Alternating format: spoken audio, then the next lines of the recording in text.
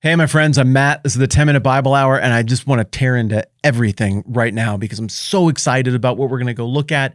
I'm so excited about what it represents and what it means and what we might be able to glean from this particular church. We're in Homer Glen, Illinois. We're going to look at a Byzantine Eastern Rite Catholic church.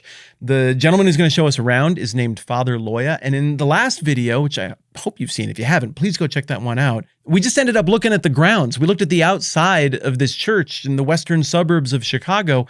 I pulled up, I figured we'd just take the camera in and do the normal thing, but immediately became apparent to me that these grounds were an expression, an articulation, an artistic expression, if you will, of redemptive theology, of the gospel. It just spoke loud and clear to the whole neighborhood. And so we ended up spending a bunch of time out there and learning about that and getting a sense of Father Loya's impulse toward redemption. I think this guy is onto something. I think there are historical lessons that are present in this church, so I'm very excited to check it out for those reasons. And additionally, in and of itself, this is just a fascinating tradition that is a hybrid between two different sets of geographical Christian convictions that date back to the earliest days of Christianity. It's just a beautiful church in general. So we got a lot to cover here. I need to get out of the way and get us into Annunciation Byzantine Catholic Church with Father Loya. Let's get after it. This imagery looks so Eastern. Yes, it's Byzantine iconography. It's basically what you might want to call a sort of a codified art. It's an art that has preserved this style and meaning for centuries. It's sort of like the official art of the church.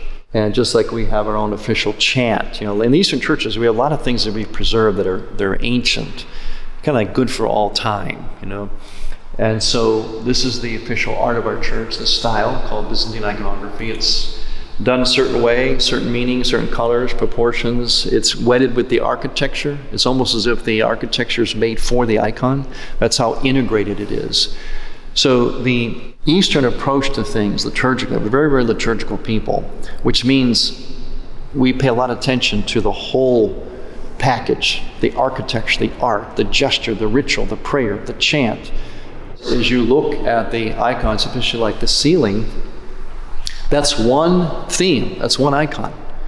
And that theme is the heavenly liturgy, ongoing heavenly liturgy on earth, with all the angels surrounding Christ, the Pantocrator, the all-powerful ruler in heaven, with the ongoing liturgy, like we read about in Revelations. We actually take our place mystically along with those angels in heaven. That's why in those angels, every one of those angels has something in their hand. What do they have in their hand? They have something we use in our liturgy. These angels surrounding the Pantocrator, is that how you said it? Yeah, the Pantocrator, the Greek word means all-powerful ruler. Is this in keeping with the Matthew 16 notion of binding and loosing, the idea that the thing that is occurring in heaven is somehow imitated or also occurring here? Exactly, yes, exactly. It's we call it like a participating in, like heaven, of course, is eternal, ongoing. And so we enter into that ongoing reality through the liturgy. Like the Eucharist isn't sacrificing Christ every time. It's entering into that one sacrifice that is timeless. It expands all time, like Kairos time, And same thing here. We enter into liturgy that is always going, always ongoing. So participation, transfiguration, transformation, divinization, these are the big terms of our spirituality of the Eastern churches. We're really big into like being immersed in this reality and having it transform you. Like we do the full immersion baptisms and so on, It's like a lot of Protestant churches do. And all you've been baptized into Christ, you have put on Christ. It's not just a label or something. It's like your entire being becomes Christ. You're putting on Christ, And so we try to do that. Like, we fill the place with incense. After that's immediately evident when you walk in. Yeah, is it? Yeah. I don't know how many days old that is, but I could still tell. It's on it my lingers. Clothes, everything. Yeah. That's on mine now. I'm wearing a flannel, man. This is going with me all the way home. Yeah. So we smell God, we taste God, we touch God, we see God. Through the physicality of things that make Him present, make us feel Him. It's like God gave us 5 senses so we could smell Him, taste Him, hear Him, touch Him. And that's what we try to do in liturgy. And we don't worship these things. They're ways to help us enter into that reality, They're like conduits. And everything is dedicated to that theme. Let me ask you one more question about taxonomy and where you fit and how it all works with the churches that maybe more people have a context for. And then I'd like to just go around and ask questions about things I recognize and things I don't. So you are, this is the Eastern Rite Catholicism? Is that how I say it? Byzantine Catholicism? Byzantine, yeah. There's actually a number of Eastern rites that are connected with the Pope of Rome. So the Eastern Catholic rites, Eastern rites, the Catholic Church. We're one of them. It's called the Byzantine Rite. It's probably the largest of the Eastern rites, the Byzantine Rite. And you would acknowledge the Vatican, the Pope in Rome, the same way a Western Catholic would. Exactly. Yeah. I mean, I don't see that in most Orthodox-looking churches. Yeah, right. I mean, that's a very different look. Yeah. What about the things that caused the divisions that led to the Great Schism? I mean, everybody knows about the political rift, and we get that people melted down and it wasn't anybody's best day. That's right. But you look at it, and it looks like there were also issues about clerical beards, clerical marriage, what exactly happens with confession, lots of those little things. Was a condition of your reconnecting with the West a bending of the knee on those things, or is there some variety here theologically? Yeah, no, they're really, the condition of our reuniting was not bending. We would be accepted as we are. I regretted the way I said that as soon as it came out of my mouth. No, it's true. No, a good question, because in fact, we did bend, and sometimes we were pressured to bend. It wasn't the condition of reunion. It was what happened in practice at times. There was like the Latin Church being centered in Rome, being big, it was like, well, wait a minute, you're Catholic, you're joining us, but you're different than us, so you're going to have to, bend on this and this and that. And sometimes we did just for acceptance. But then later on, we pulled back from that and we realized, no, wait a minute, the condition of reunion was not for us to bend. We got to be true to who we are. And the Second Vatican Council, the section on the Eastern churches, in fact, reminded us about that. They said, you make sure, Eastern churches, you make sure you restore anything you've lost and be true to who you are. Really? Because, they gave us the mandate to you. If you've lost something, if you bent on something, you got to unbend it. You got to go back to how you were. Really? Yeah. Now, I think of Trent as being a decidedly, hey, we're going to clean some things up. Mm-hmm. I mean, maybe there are a few legitimate gripes here from the Protestants. We're going to clean some things up. We're going to redouble our efforts to get out to this new world that we see and put the one true Holy Catholic Apostolic faith in front of people again. And also, we're really going to double down on Western Catholicism. Yeah. I picture Vatican II being something, I mean, again, there's a reason that you have his picture. Yeah. And I don't know yet whether or not I call that an icon. I'm going to ask you that in a minute. But I think of Vatican II as being, I don't want to sound in any way like implicitly critical, because that's not what I mean, but being more charitable, more in keeping with the times and the smaller world that we live in by the time you get into the mid-20th century. Yes, right. It was Vatican II was largely what we call a pastoral council. In other words, it's how do we become more approachable? How do we reach across the aisle? Different pressures, different times. Yeah, exactly. Okay. The church found itself in Council of Trent. It had to dig its heels in, and establish, because it was responding to what was happening at the time. Okay, and that was good for that time. And there's always good that stays for all time in these councils too. But they're primarily were responses to what was happening at the time. Mm-hmm. So Vatican II was a response by the church to, hey, we got this modern world here. There's all this burst of science and things that we didn't have before, and they can do things now they couldn't do before. And people are living ways they didn't live before, different social trends and so on. So how do we as church reach out to them? How do we connect with them? How do we speak to them? They understand things differently. Before, you can understand things from inductive reasoning and truth. People would start from the starting point was absolute truth, and here's how we explain it. Here's how you believe it. Now, in the modern man, truth is whatever is real to me. Mm-hmm. If it's not real to me, I won't believe it. I don't accept it. So the church had to look at itself and say, okay, now how do we communicate the same gospel to now a world that just doesn't automatically accept absolute authority? Okay, well, let's try and go with where they're at. And they are at with like existential. In other words, their experience. Okay, well, then we'll try to do that. Then we'll go into your experience as a human person, as a married person, family, whatever, and we're going to try to communicate, where, and connect with you with what you're at, where you're at, what is real to you. Not to compromise what we believe, but try to repackage it in a way that you might process it better. That's really what Vatican II was trying to do. And so yeah, it was, and so for us, it was, it took a good look at us and said, hey, if we made you bend in any way or intimidated you, or you felt you had to, then hey, sorry, forget that. You go back to who you are. Make sure you're being who you are. Do you think there's a template here for putting things back together to some extent with historical church divisions? Mm-hmm. Or is this a unique opportunity that could only exist because of the historical union for the first half of the Christian era between the East and the West? Is there something here that we can draw on and duplicate, I guess is my point. Well, there is, even the mistakes. Some will say that they call it a uniate model. The uniate model, they've come to that conclusion that it's better not to have partial reunions, it's better to have whole reunions. In other words, like for example, we came from what would be today, like ultimately the Greek Orthodox Church, okay? And then some like the Russian churches. Okay, so portions of them reunited. Okay, now as we look at that, how has that worked in the last several centuries? The one insight we've come to, and as we learn from even the imperfections, is it's better to try to work towards the whole church. In other words, the whole Greek Orthodox Church reuniting with Rome and Rome with them, or the Russian church, rather than portions of it. It's kind of like, we're like the kids that kind of sneaked out of mom and dad's house and moved in with the neighbors, that they're fighting with. Yes. And now they're saying, no, it's got to be mom, dad, and the kids should come together. So that's a little development in terms of, how we can do this better.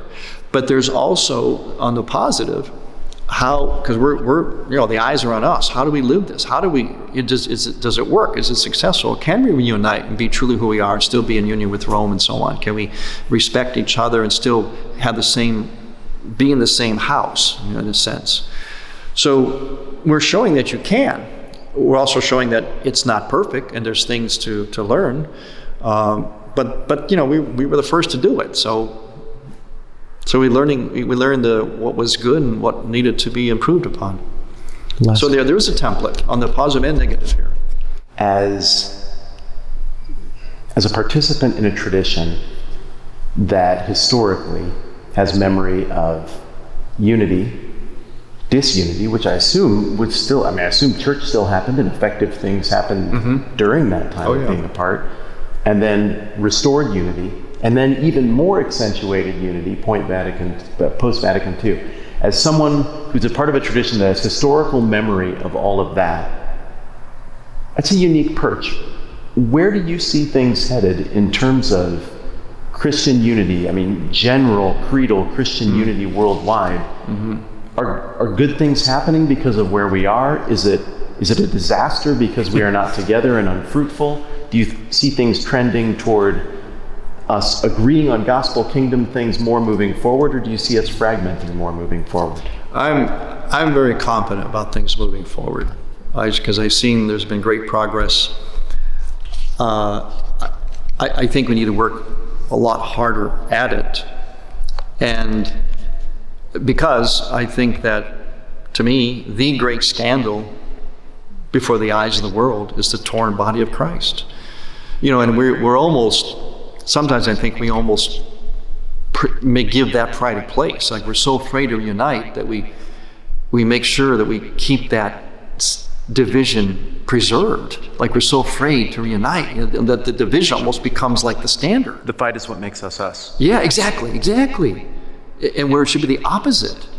Unity is what makes us us. And I'm not talking about superficial unity. Oh, just all get together, No, we've got some real things to work out. What do you mean by unity?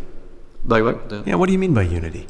Everybody throws the word around, but I can tell that you've got thought into it. Yeah. When you say it, what do you mean? Unity means unity and fundamental belief, but diversity of expression. Again, that was always the history of the church, especially early history. That was part of the genius of the church. We could all believe. Do you remember even when the apostles were asking about, hey, Jesus, there's this guy Apollo out there talking, and he's not part of us. And Jesus said, well, he's not against us, he's for us, let him be. He's got his way to doing it. It's still the same thing, Yeah, Paul and Jesus. Yeah, that scenario came up a decent amount in the New Testament. Yeah. So I believe in the unity, that ultimately you have to have that unity of belief, but it can have a diversity of expression. And I think we moved very, very far that way. And I think the world leaders know that we all are facing the common enemies, and that we're not strong on our own. We have to come together. I think when these world leaders come together, like when the Pope meets the Greek Orthodox Patriarch, I think, this is my opinion, that I think when they're behind the scenes, they look at each other and they say, we've got to get together. We've got, in our ranks, people are resistant, but we've got to get together because, they're swapping like wounds, battle scars, and we both have the same battle scars. We're fighting the same enemies. And this formidable enemies, we've got to come together. And so I think we need to work harder on that. But I am very optimistic. Me too. Yeah, good. Yeah. I sometimes think it may go, kind of like Diane Curtin went, I think it may even go like a house of cards one day. House of cards. I just break toward peace. It's just going to collapse toward peace. Because even now, when you take like the rank and file people of our church and the rank and file people of the Orthodox Church, where we were once with them, and we came back to Rome, we'll look at each other and say, so why are we apart? They see no real difference or reason to be apart. My question to the whole world is, especially church leaders, is if the torn body of Christ, to me, is the worst thing, what is justifying that? What is so weighty as to justify letting that body be torn? Not forgiveness. Yeah. Blood's been shed. Yeah. Not empathy. One of the things that I think has to happen for it to work is whatever unity we achieve, it has to be convictional. Yes. You cannot help in your heart but respond to this expression. I can't help but respond to this expression. It's beautiful. It makes sense. I'm tracking with this. The gospel is clear to me in this space. The gospel is clear to me speaking with you. I don't sense division. I don't sense disunity. I feel I've made a friend and a partner here, and I feel like we're allies working on the exact same thing. But human hurt is a real thing. Yes. Yeah. And that human hurt over time gives us that dark impulse toward revenge, that dark impulse toward that power, that ring of power. We all want it. Yeah. So everybody wants unity on one condition. Everybody's on board. The condition is everyone signs up for my thing. Right. And somehow convinces themselves not to be convicted of everything that isn't my thing. Yes. But that's not how our heart works. It's not how faith works. It's not how the soul is. No. Conviction. Right. Look, even conviction in process is some kind of work between the spirit and the individual. And I think there are orthodox parameters to all of that stuff. Yes. But if somehow we can achieve a convictional unity by which we pick a set of parameters and say, all right, let's start with the creeds. We're talking about the same God. Mm-hmm. Yeah. I mean, we're talking about the same exact Christ, specifically named. We're talking about the same work on the cross and in the resurrection. That excites me. It does. And you know what? That's one of the reasons I'm optimistic, is it actually happened in some areas. The whole filioque battle, Sure, yes. They basically rendered that to be inconsequential now. When did that happen? It happened I'd say within the last 40 years. Yeah, they've actually said it's no longer what's dividing us. Because that has consequences for the Chalcedonian divisions too, then, for the Copts, for Egyptian Christianity. Right. In fact, even the Monophysites, they said, you know what? They're not really, after all these centuries, they said, you know what? They're really not saying something different than us. They're just saying different ways. It took you hundreds of years to come to that. Yes. That, like you said, fundamentally, when you get razor sharp down there, we do believe the same, in a lot of these areas, So the divisions are almost like artificial or fanned, they're almost preserved. Almost like somebody benefits from us not liking each other. Yeah, Almost like we're not battling against flesh and blood. Yes. But there's some other thing beyond this that we don't see or comprehend. Exactly. Yeah. And that's one of the things that I really Because really, when you look at Catholic Orthodox dialogue, for instance, it's really whittled down to the biggest issue is understanding this whole papal infallibility thing. It's really the place of the Pope, the extent of his jurisdiction. Yeah. That's really what it is. It's not so much the dogma, because they realize that a lot of the things that parted us, when they, we're excommunicating because you're heretics, whatever. No, it's just the way that you expressed it wasn't understood by this camp here. So they thought you were saying something wrong. Yeah, like the monophysitism issue. Yeah, exactly. Yeah. You're not saying something different, you're just saying it in a different way. So they made the mistake over the centuries of like taking it a different way and thinking it meant you're saying something different, dogmatically and all that. And a lot of times it was not true. And they've come to realize that. So the universal jurisdiction, that's the term I'm looking for. The universal jurisdiction, that's the biggest question right now, I'd say, between Catholic Orthodox relations. Yeah, and Protestant. Yeah. I mean I sat with a gentleman named Mark Knoll. He's a historian of the church, just a magnificent mind. And he was talking about the parameters of evangelicalism. I think David Bebbington's the name of the gentleman who has done the famous quadrilateral on what constitutes an evangelical. And as I was sitting with Mark Knoll just up the street from you here, he was saying, now think about this fourfold description of what makes an evangelical. Maybe I won't remember it all, but something efficacious happened at the cross. Some sort of conversion occurs. A person goes from being not in the family of faith, not in the kingdom, to regenerated in the family of faith. Biblicism, not idolatry, but a regard as the Word of God as being from God and accurate and reliable, and an activism, a desire to take what God has given you and give it away to other people. And he got to the end of that and he said, Matt, who meets these descriptors? And it was rhetorical, but he went on to answer his question. He was like, how many Catholics are exactly that? Yeah. Well, I know very few Catholics would be excited about being called evangelical, but if we strip away the historical connotations and the fight and the pride, do we think something remarkable happened at the cross, regenerative? Do we want to give away what God has given to us? Do we think that the Bible is from God and that it's accurate? I mean, all of these facets, I mean, high five. Yeah, exactly. Yeah, we're doing that. Right. And I'm at a place, my friend, where I am feeling more optimism and more energy and more excitement about this. I mean, just what you're doing right now. Peeling back these layers of what this means. And we take away the intimidation factor that I think a lot of people like me feel. Like they're used to very low church. This feels like I don't meet up. Maybe that makes you feel a little insecure and you're defensive before you even get in the door. Yeah. But you opened your doors to us and you told us what you're thinking and why you're doing this.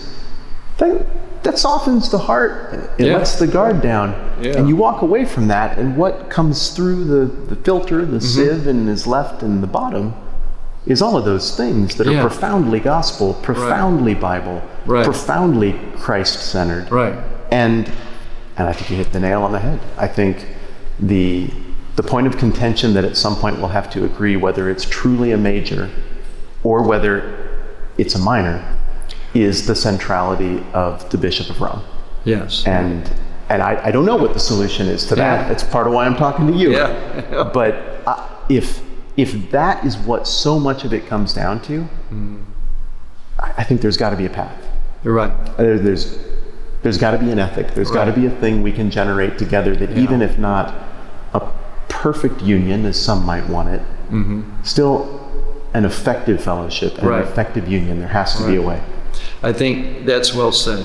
It's an effective union, not perfect, but effective. I think some are waiting for a perfect, otherwise they won't reunite. And an apology. Yeah, we were wrong about everything. Would you please take us back to your thing? Or vice versa. Yeah, right. Yeah. Yeah, so, that's it. It's effective. It doesn't have to be perfect. There's some risk in that, but it has to be, like you say, you sift through and you get down to the basics that should bind us, And the rest, I think, it can be worked out, and that's, I think you're your approach is the one that should be taken. They're doing that in ecumenical dialogues, I know, to an extent. Far more talented people than me. Yeah, Yes. But they have to really go further with that, especially now because there's such an urgency. Such an urgency, and the day that happens, boy, you will hear the devil scream. You will hear the biggest scream from hell. That's what he's happiest about now. The body of Christ is torn apart. What could be worse than that? And rendering us all less effective. Yes. All of us. We need to come together for this common enemy. It has to be now. It has to be now. Is it all right if we look around the room a little bit more? I didn't mean to set you up here and get going, but I think we both got excited. It was really fun. Can I point at some things that are familiar to me and ask you about them, and then point at some things that are unfamiliar? Or should I not point at all? No, that's fine. I never know. Close that door because Yes, sir. Yeah, I kind of go with the big to the small. Like the basic, like how it's zoned. Sure. Well, yeah. Walk me through the big. Let's start with that. That's basically from the time you enter, the point where you enter the church, all the way to the very front, is basically harkens back to the Old Testament temple, which had the zones, and then eventually the Holy of Holies, which was closed off by the veil and so on. And the basic architecture, that we use a lot of swooping arches and so on. And those arches are called pendentas, which are like in the corner, the big swooping pendentive shapes. Pendentas, and these are the triangular almost looking. They call them pendentas. They're basically the things that would hold up a dome normally. In other words, the Eastern churches, the starting point is the God's utter transcendence, his utter out there-ness, But that, if you watch my hands, but yet we say he, out of his love for us, he bent the heavens. He emptied himself. He lowered himself to come to us while still remaining the creator. So we have this action of heaven coming to earth. So that's heaven. Earth would be, they used a cube. You notice this is a square in here. This part called the nave is a square. Okay, sure. Corners of the earth. Even though the earth is round, we say, four corners, north, south, east, west. So you've got this intersection of a dome and a cube. And as though, that was heaven and earth intersecting, coming together. So this is if I'm hearing you right, this combination of two shapes that to me just looks like a beautiful way to do architecture, but you're telling me this is a metaphor for the incarnation. Yes, right, exactly. The roundness and the squareness coming together. Yeah, if you were to actually put those shapes together architecturally, you now create these kinds of patterns. And those patterns have different sizes, and the bigger the size, the more important the icon.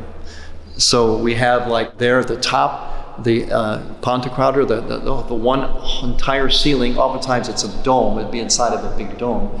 That one major icon because that's what everything's about. Ultimately our destiny, is heaven. The church is one foundation, the chief cornerstone.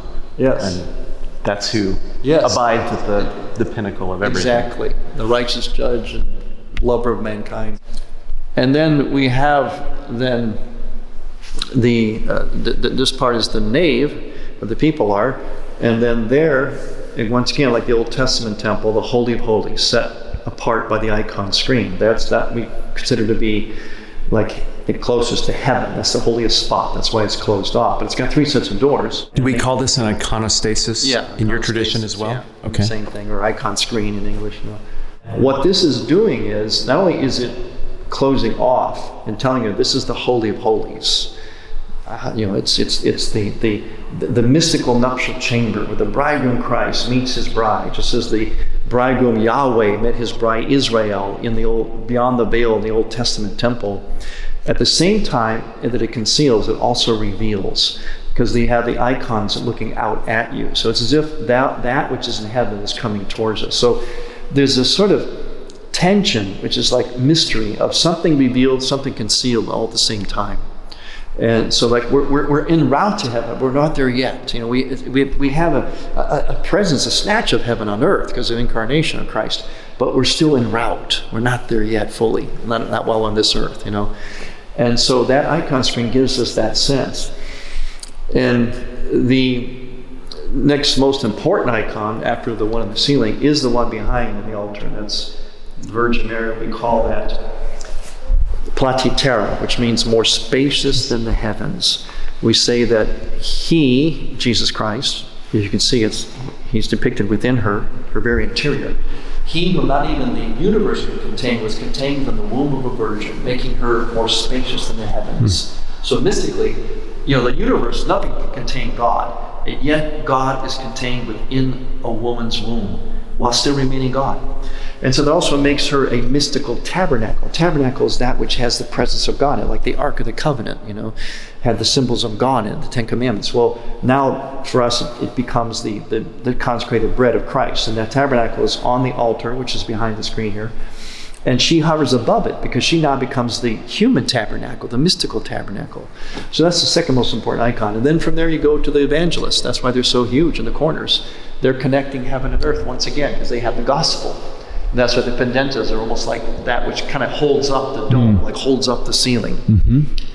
And then from there we start like the narratives, the scenes, the life of Christ and the saints and so on.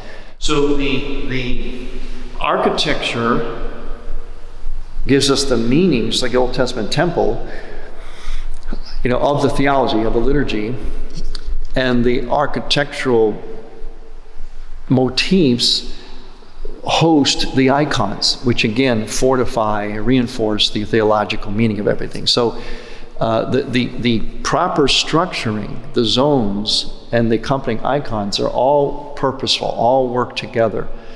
You can't escape God here, is the point, no matter where you look, Well, and you just can't take this room in from one angle.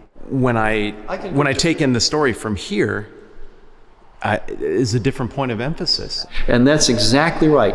Whatever way you enter this, you get a different perspective. It's like eternally new and different, like organic, it's alive. It's not static. If you want to, I can even peek in there. I'd welcome that, absolutely. So this is the deacon's door? Yeah, deacon's door. See, St. Stephen, St. Lawrence there. And we come out from here at different times in liturgy. We process out. But usually we're back here, the priest, facing east, ad orientem. So it took me a minute to register, but St. Stephen, like the one from the beginning of Acts, who was picked to meet the practical needs and who got hit with rocks a lot after that. That's why I sort of like the deacon servant doors, whereas the high priest, the fully vested, the ordained ministers come in and out of these doors, just like the Old Testament temple. So these are doors you move in and out of. Yes, right. Your assistants in the liturgy, in the services, they use the deacon's doors. They never go through here. Understood. And I have to also be fully vested too for that. Here. So you can approach the throne of grace with confidence in Eastern Rite Catholicism, but when you do it corporately, there's a unique role for different people who facilitate this. Yes. Is that what I'm understanding? Right. Okay. Exactly. But you approach the throne of grace with confidence, like during the week and stuff, as individuals too? Not lady don't go in here, just... I mean metaphorically. Oh, metaphorically, yeah. I mean, I think a misconception that maybe people from my background have is that there is no access to God without someone who's fully vested as mediator. No, you can, you approach, Oh, yeah. So this is a reflection of something corporate, something uniquely collective, something uniquely laden in imagery. Right. But effectively, you're doing the same thing all week long as you meditate on the scriptures, as you interact with your Heavenly Father. Right. It's just not physically in this space. Right. Okay. Right. Yeah, I think that's a worthwhile distinction. I think. Yeah. I think it's an understandable and natural confusion for an outsider, especially from a Protestant background, to imagine, to maybe exaggerate the role of mediator that you play. Oh yeah, I see what you mean. Yes, right. No, you do have the access, and then it takes on various levels in the more, as you say, communal public worship and domain, or when it comes to the sacraments, the priest is mediator, but you can still be, and that's why you have the icons. It's you still, and we always have the Eucharist in reserve in the tabernacle. You still are in the presence of God. You can access. Yes, you can access God. So the curtain is torn. This does not represent a restitching of the curtain that limits access to this. The curtain is torn. Yes, some icon screens have an actually curtain on them, and it's drawn open during the liturgy. Now, during the week of Pascha, the Holy Week, the week after Easter Sunday, for 1 week we open all this up. We just keep it all open for that 1 week. The idea is that Christ has opened all the tombs and everything, and this is the altar. You can come in here if you want. Up onto this step is okay? Yeah, all right. Fine. So there you see now that icon I was telling you about. Now the back wall. This is more spacious than the heavens, yes, correct? More spacious than the heavens. Placitera. She is more spacious than the heavens. And that's the tabernacle, the Eucharist in it. And that's our altar. See, it's a square. That's a preparation table. We prepare the gifts before the liturgy. There's a whole rite of preparation. We look at the Last Supper in a mystical way. In other words, its ultimate meaning, that it is the Christ present in his church. And so Christ is depicted like a Byzantine bishop. See, and then he's giving the Eucharist, he's standing like as if at an altar, blessing, giving the Eucharist to the apostles. So it combines the event of the Last Supper that happened, the night before he died, but it's also taking it to its ultimate eschatological meaning and how it's present in the church. So in a sense, he's presiding over this table. Yes, yeah, exactly. It's like the priest, they say that the priest consecrates the bread and wine. No, priest doesn't. The priest acts as the conduit. It's the Holy Spirit that consecrates the bread and the wine. The priest is the necessary mediator, but he himself does not do it. Like, I don't have the power to consecrate. I'm only, the power only works through my priesthood. I'm seeing Greek imagery, and I'm seeing imagery I associate with something more Latin. And then obviously I'm seeing a lot of English in just character styles that are evocative of the East. Does Greek still play a prominent role in an Eastern Rite Catholic Church? Yes, right. We still have a lot of Greek influence, but we even use a little bit of Greek too. Okay, in the service. Yes, yeah. There's the Greek-speaking missionaries evangelized into the Slavic lands. And my particular church, this one, and my personal heritage comes from that part of the world, the Eastern European part. But it always retained some of its original Greek origins. Like some of our chant, we use a little bit of Greek, some of the styles and the things that we use. In fact, we get a lot of our things from Greece that we use in the church, these articles, And that 7-branch candelabra, see? Oh, I hadn't even noticed it. I mean, there's just so much spectacularness right there. Yeah, now I see. Well, I've got a question about what it's like to attend. Let's say somebody watches this video and they think to themselves, that's beautiful. He makes sense. I want that.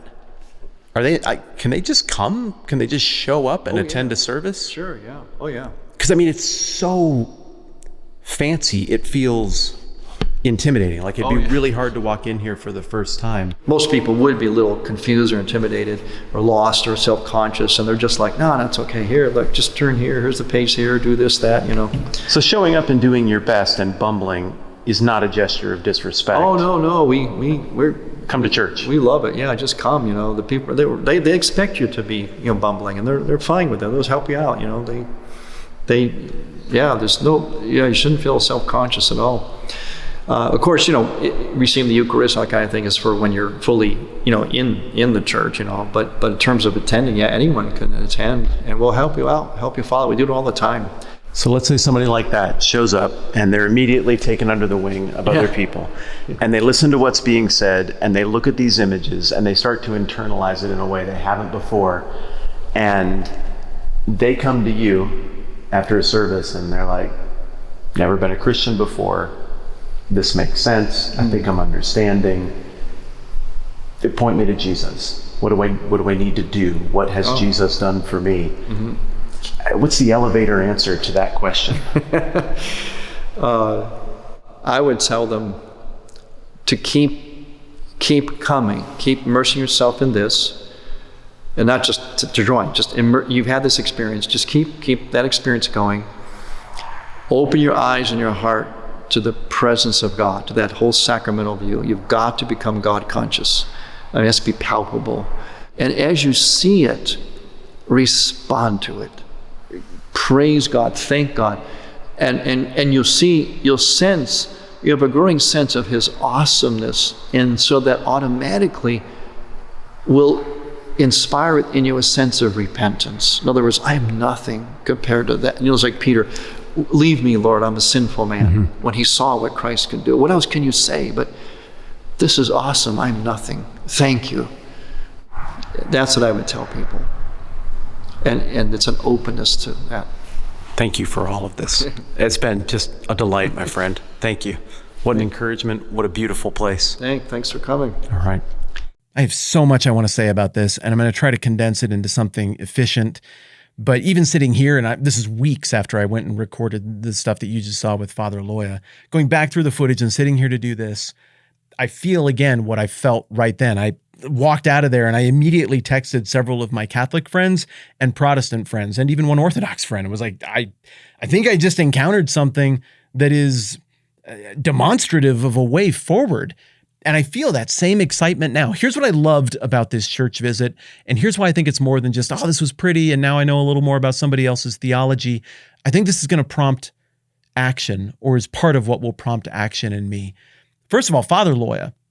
Have you met anybody lately who just thinks about the world differently, lives their life so completely differently that at first it's shocking, but then you think about it a little bit and you're like, that guy might be onto something.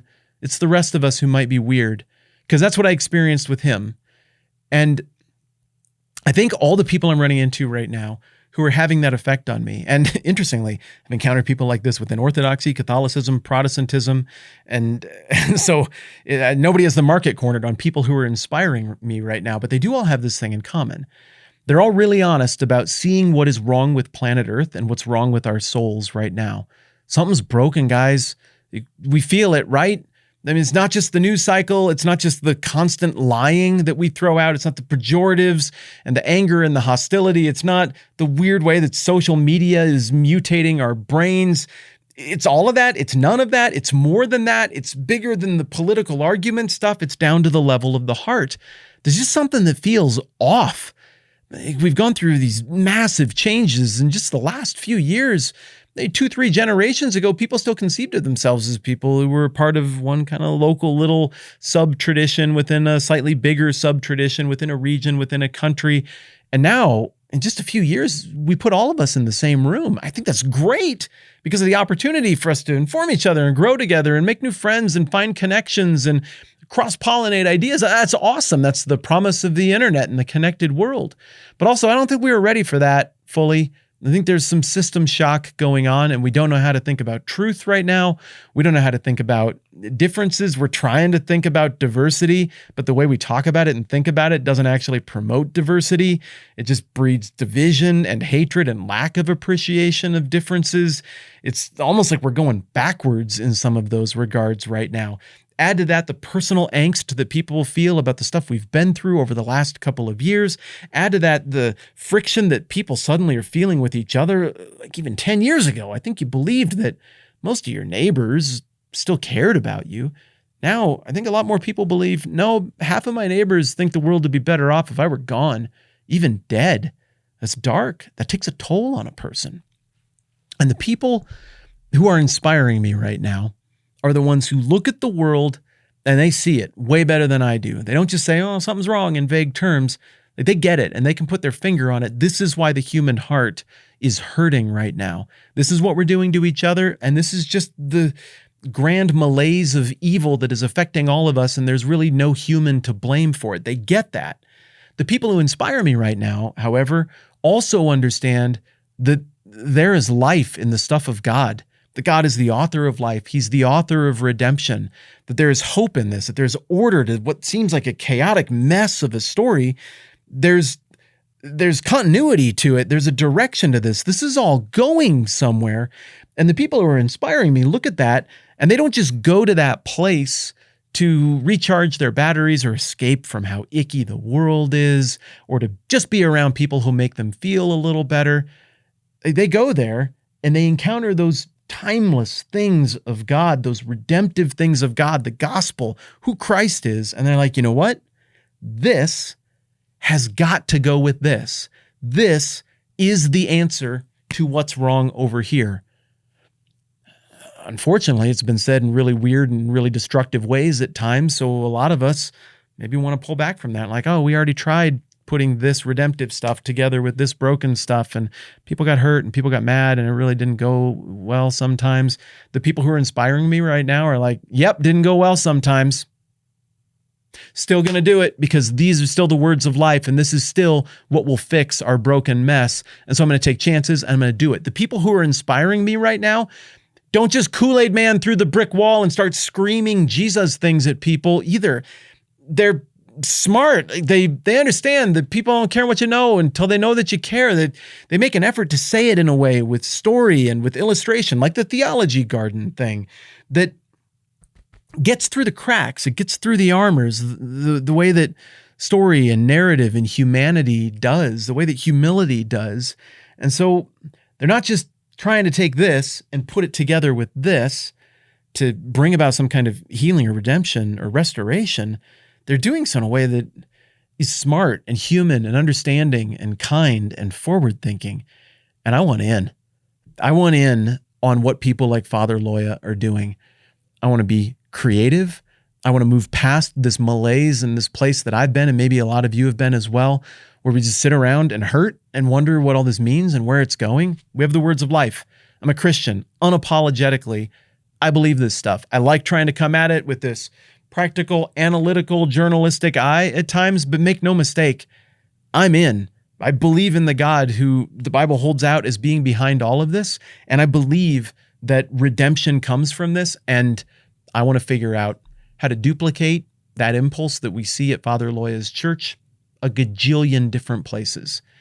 I want to figure out how to make things right between you and me, how to make things right between Christians who don't see stuff the same way, or out of falling out at their little local church, or a falling out between their version of Christianity and another version of Christianity. You have masses of historical, orthodox, creedal, biblical, Trinitarian Christians spread all around this planet, and we don't know what to do with each other. I think we can figure that out. I think we can get to a place where we have convictional unity. Like, I can't help but believe what I believe about God and about the Bible, but I can't help how I think about you. I can help whether or not I give you the benefit of the doubt for how you got there and where you're at and what God might be doing in your life. There's an ethic there for the taking that we just haven't figured out quite how to say yet, quite how to latch on to yet. But you know what? In this visit, Father Loya hinted that somebody kind of figured that out once. That better part of 1,000 years ago, some people who were culturally, ethnically, even theologically, convictionally a little more Eastern in terms of their orientation, also felt like they needed to be put back together with their brothers and sisters who were a little bit more Western in their understanding and in their style and their culture and their background. And somehow they did so without burning down everything about their own convictions or about their relationships in both directions. I don't know much about that story yet. I've only got what you got here, but I want more.